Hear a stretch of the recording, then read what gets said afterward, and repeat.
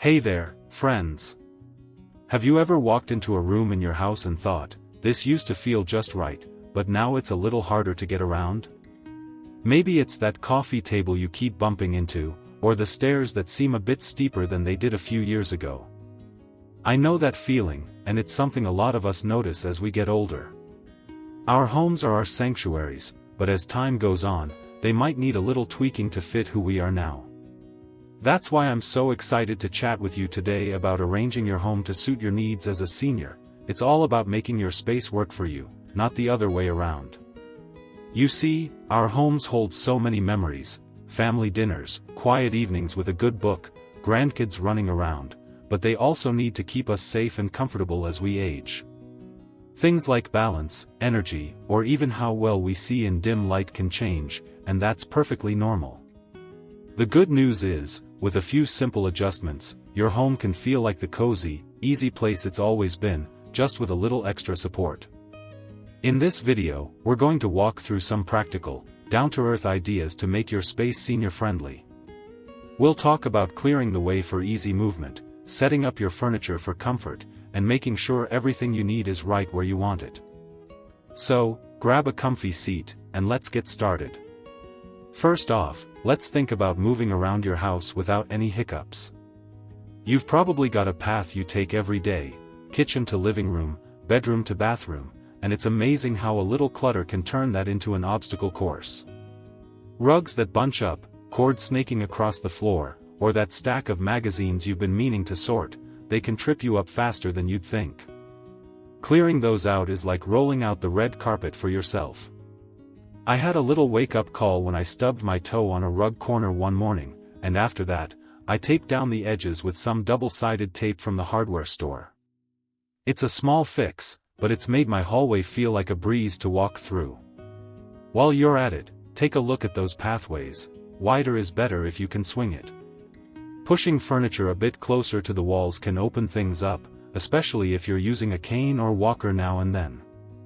My friend Doris rearranged her living room so she's got a clear shot from her couch to the kitchen, and she says it's like her house grew a few feet overnight.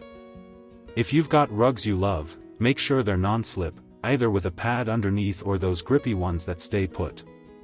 It's all about keeping your steps steady so you can move around with confidence, whether you're grabbing a glass of water or heading out to check the mail. Now, speaking of moving around, let's talk about lighting, because seeing where you're going is half the battle, isn't it? Our eyes don't adjust to the dark as quick as they used to, and those shadowy corners can sneak up on you. Adding some extra light is like giving yourself a guide through the house. I swapped out a couple of dim bulbs for brighter LEDs, nothing blinding, just enough to make the room feel clear, and it's been a game changer. My neighbor Bill put little motion sensor lights along his hallway, and he says they pop on like magic when he gets up at night, no fumbling for a switch. You can find those at most stores, and they're easy to stick up wherever you need them. And don't forget about contrast. Bright lights are great, but if your floors and walls blend together, it's hard to spot the edges.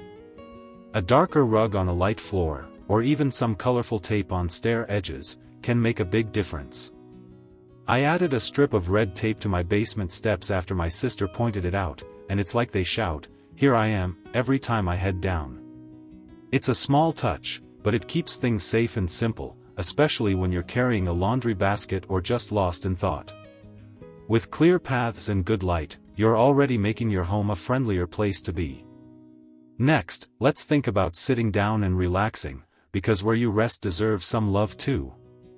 So, we've got our pathways cleared and the lights shining bright. Your home's already feeling more like a welcoming friend, isn't it? It's amazing how those little changes can make getting around so much easier. Now, let's shift our focus to where we spend a lot of our time, sitting and relaxing.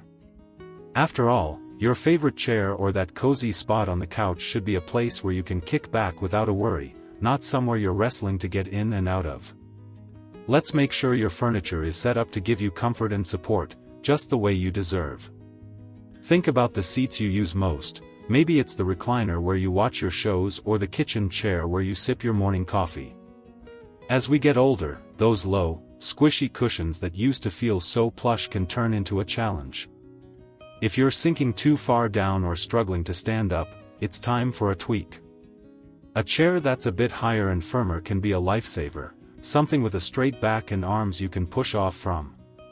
My friend Clara swapped her old sofa for one with a higher seat last year, and she says it's like night and day. She pops up now without that goof she used to make. You don't have to buy new, though. Adding a firm cushion or even a wooden board under the seat can lift you up just enough. And those arms on chairs? They're not just for looks anymore. They're like built-in helpers for standing up or sitting down, especially if your knees aren't as springy as they once were. I added a little ottoman with arms next to my reading chair, and it's been a godsend, steady as a rock when I need it. If your furniture doesn't have them, a sturdy side table nearby can do the trick, just make sure it's not wobbly. My neighbor Tom keeps a small table by his recliner, and he says it's his secret weapon for getting up without a fuss. It's all about giving yourself that extra bit of leverage so you can move on your terms. While we're talking about sitting pretty, let's think about where you put your furniture, because placement matters too. Pulling your chair or sofa a little closer to the things you use, like the TV, a lamp, or the phone, cuts down on those extra steps. I scooted my living room chair closer to the window so I can enjoy the sunlight without trekking across the room, and it's made my afternoons so much cozier. Keep the space around it open, though, no coffee tables or ottomans right in front where you might trip. Doris learned that the hard way when she bumped her shin one too many times, so she nudged her table to the side, and now she's got a clear runway to relax. Now, with your seating sorted, let's move on to reaching for things, because having what you need close by is a big part of making your home work for you. Ever notice how stretching for that top shelf or bending down to a low drawer can feel like a workout you didn't sign up for? Our joints and backs aren't as eager to twist and turn these days, so let's bring everything into your comfort zone. Start with the kitchen, move your everyday dishes, cups, and snacks to a shelf or counter between your waist and shoulders. I rearranged my mugs and cereal bowls to a middle shelf last month, and it's like I've cut my morning routine in half, no more tiptoes or crouching. If you've got stuff you use a lot, like your favorite pan or that jar of peanut butter, a Lazy Susan can be a game changer. It's just a spinning tray you set on a shelf, and everything spins right to you.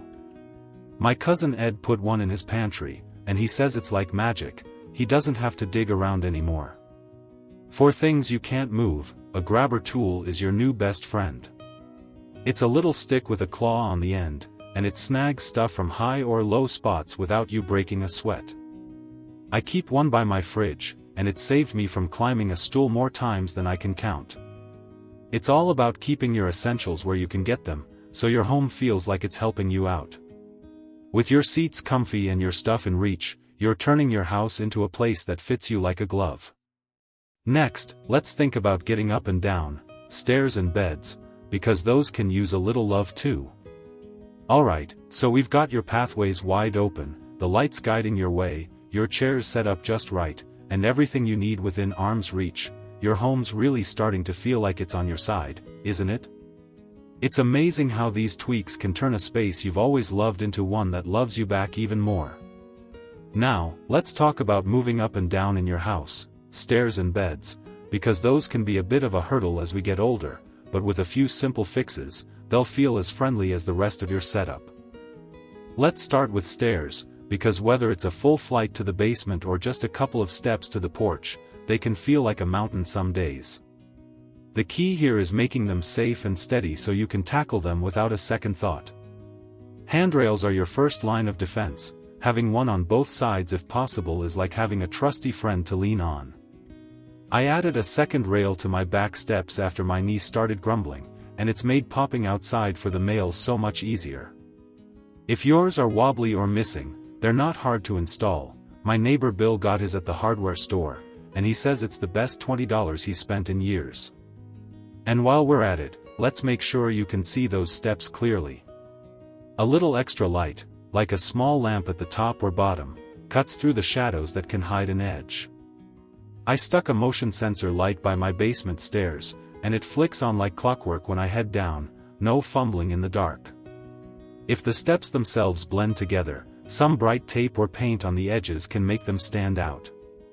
My friend Clara painted her stair edges white against the wood, and she says it's like they're waving hello every time she walks up. It's a small touch that keeps your footing sure, whether you're carrying a basket or just taking it slow. Now, with stairs feeling more like a gentle slope than a climb, let's shift to your bed, because getting in and out of it should be as easy as slipping into your favorite slippers. If your bed's too low, it can turn into a wrestling match just to stand up. Those knees and hips don't always want to cooperate. A higher mattress or a bed frame with some lift can make all the difference. I added a set of risers under my bed legs, little blocks you can find online, and it's like I've given myself a boost without buying a whole new setup. My cousin Ed went for a thicker mattress instead, and he says he hops out of bed now instead of rolling out. If it's still a stretch, a bedside rail or even a sturdy chair next to the bed can give you something to hold on to.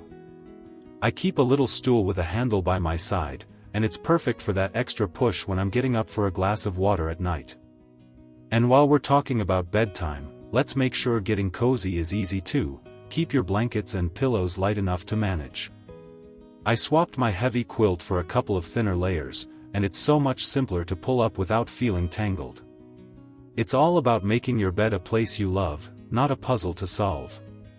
With stairs and bed sorted, your home's really coming together as a space that lifts you up, literally and figuratively.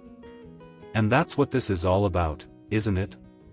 Taking the house you've lived in, laughed in, and made memories in, and shaping it to fit who you are today.